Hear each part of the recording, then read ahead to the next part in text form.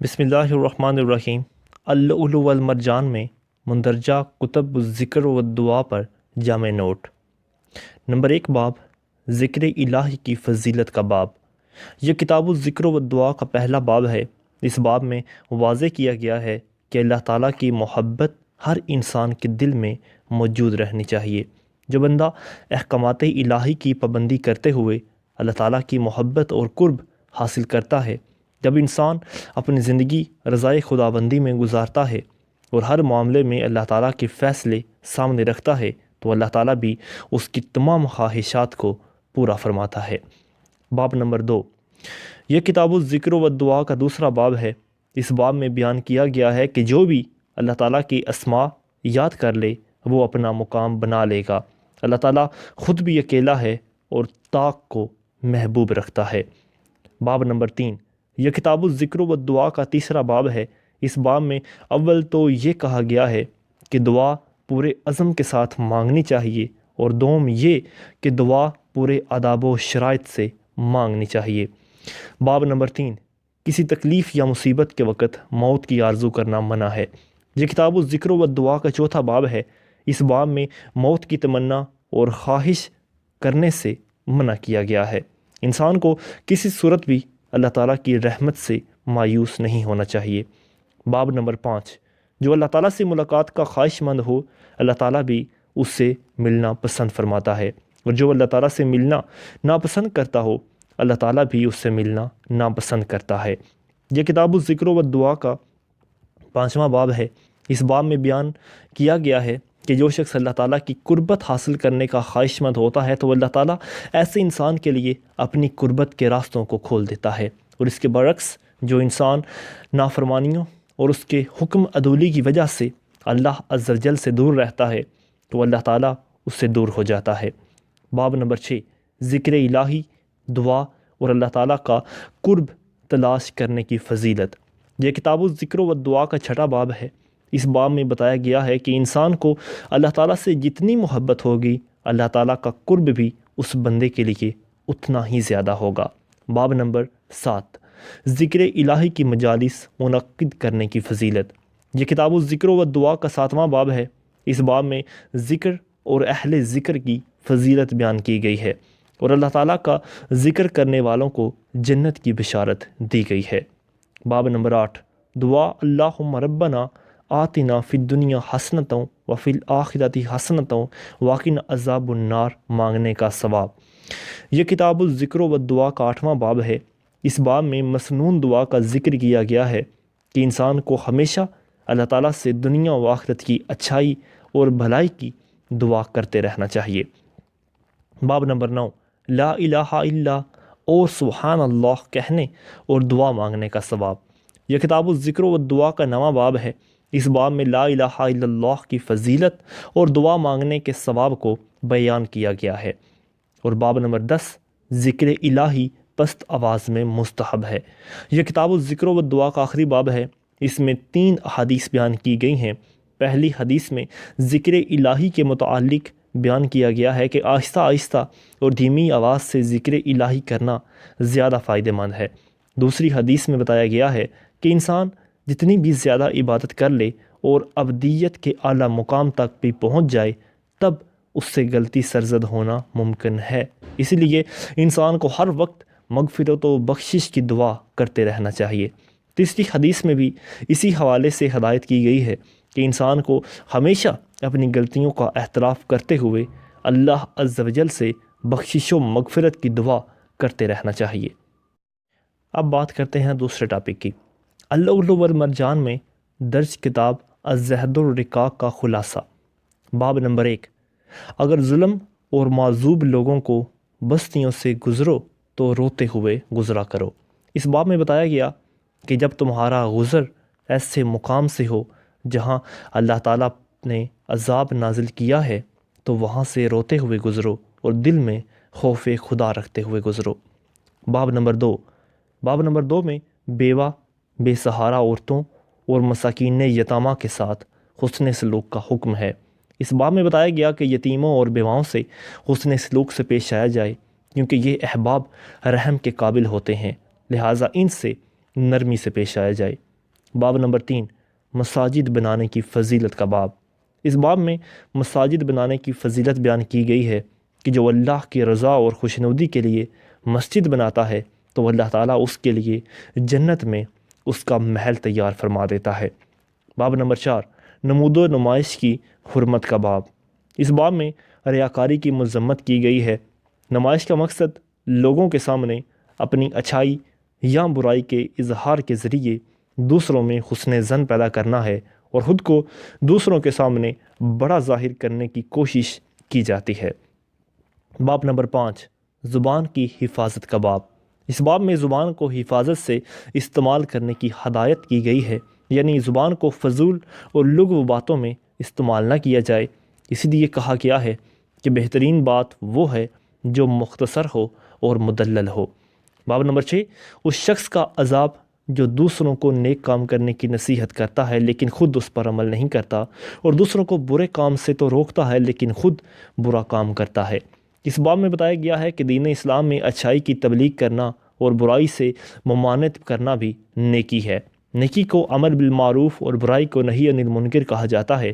جو امر بالمعروف اور نہی عن المنکر نہیں کرتا اور اس پر عمل نہیں کرتا تو ایسا انسان دوزخ میں جائے گا۔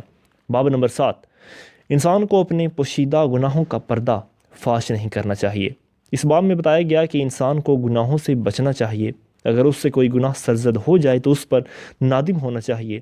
ایسے انسان کے لیے مناسب نہیں کہ وہ دوسرے لوگوں کے سامنے اپنے گناہوں کے بارے میں بتاتا پھرے۔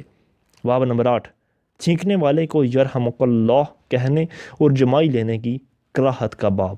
اس باب میں بتایا گیا کہ جب کسی انسان کو چھینک آئے تو اسے الحمدللہ کہنا چاہیے، اور جب کوئی دوسرا یہ کلمات سنے تو اسے یرحمک اللہ کہنا چاہیے۔ نمبر 9 باب، چوہے کا ذکر اور یہ کہ چوہا مسخ شدہ نسل سے ہے۔ اس باب میں چوہوں کی قوم بنی اسرائیل میں سے ہونے اور بعد ازاں صورت اور شکل کے مسخ ہونے کی علامت یہ بیان کی گئی ہے چونکہ قوم بنی اسرائیل پر گوشت اور دودھ حرام قرار دیا گیا تھا، لہٰذا چوہے دودھ نہیں پیتے، اور یہ بنی اسرائیل کی مسخ شدہ باقیات میں سے ہیں۔ اور باب نمبر 10، اس باب کا بیان کہ مومن کو ایک سوراخ سے دوبارہ نہیں ڈسا جاتا۔ اس باب میں بتایا گیا کہ مومن کو ایک سے زیادہ مرتبہ دھوکہ نہیں دیا جا سکتا۔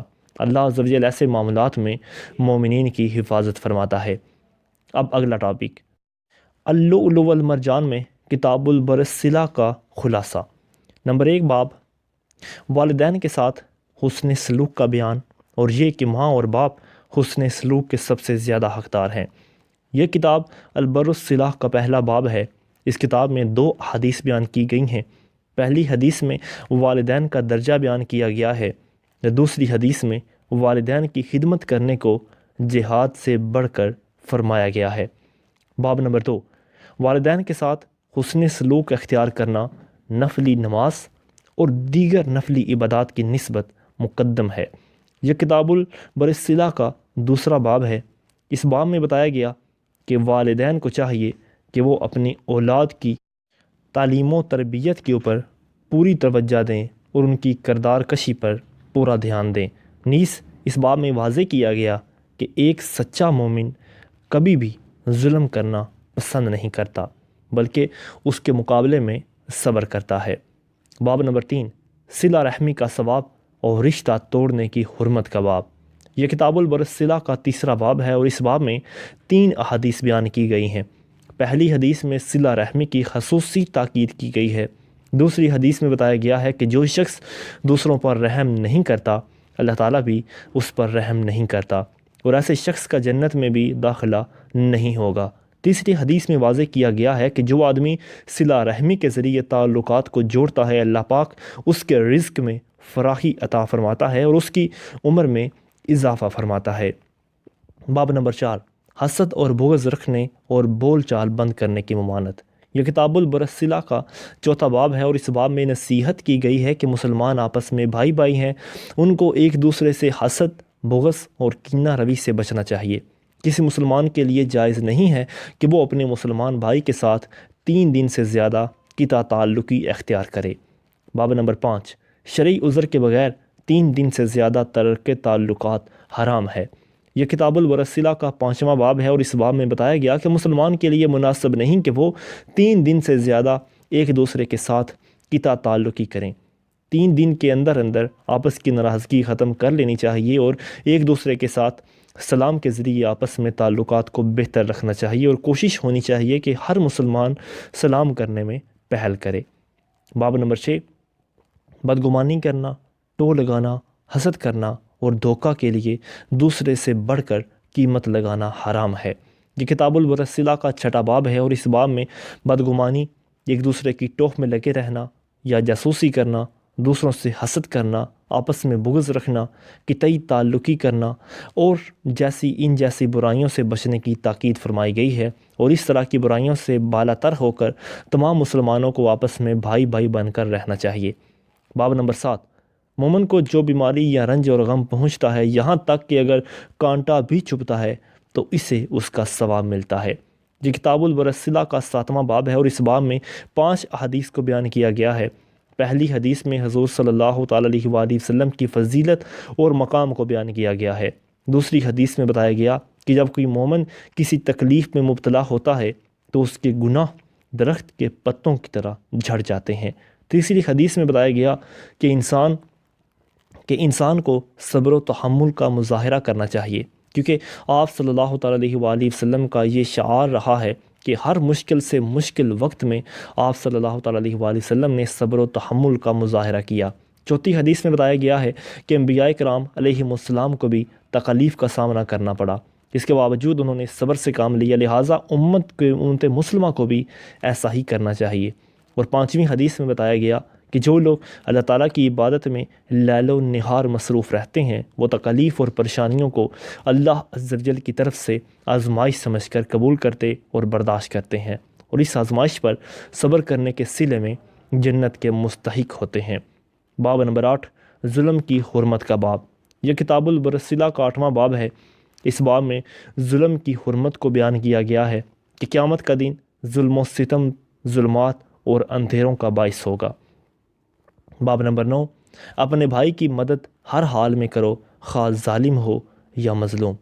یہ کتاب الورسلہ کا 9واں باب ہے۔ اس باب میں اتحاد و اتفاق سے رہنے اور تفرقات سے بچنے کی تاکید کی تلقین کی گئی ہے۔ اور باب نمبر 10، یہ کتاب الورسلہ کا آخری باب ہے۔ اس باب میں بتایا گیا ہے کہ تمام مومنین آپس میں بھائی بھائی ہیں اور ایک دوسرے کے ساتھ باہم شفقت، محبت، مہربانی اور رحم دلی کے ساتھ پیش آتے ہیں، اور ان کی مثال ایک جسم کی طرح ہے کہ جب جسم کے کسی ایک حصے میں تکلیف ہوتی ہے تو سارا جسم اس کی تکلیف کی شدت کو محسوس کرتا ہے، اور اسی طرح جب مومنین میں سے کوئی مصیبت یا تکلیف میں مبتلا ہوتا ہے تو دوسرا مومن اس کی تکلیف بھی محسوس کرتا ہے۔